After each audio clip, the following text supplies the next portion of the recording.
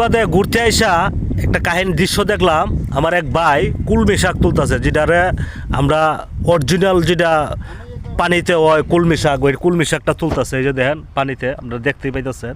ভাই আপনি একটু কথা বলবেন, এটি কি আপনি উড়াই নিয়ে কি বিক্রি করেন না নিজে খাওয়ার জন্য উড়াইতেছেন? বিক্রি করবেন।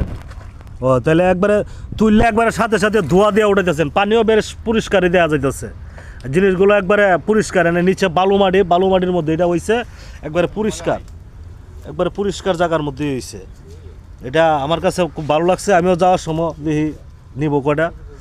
আচ্ছা ভাই, আপনি কি সারাদিন খালি এই কাজই করেন? তাই আর অন্য কোনো কাজ আছে? ও আচ্ছা আচ্ছা, পার্ট টাইম এটা করেন না?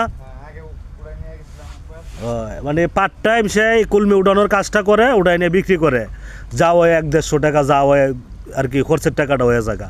তো ধন্যবাদ। যদি কারো ভালো লাগে তাহলে ভিডিওটাকে লাইক করেন, বাইরে একটু ভাইরাল করে দেন। বাইরে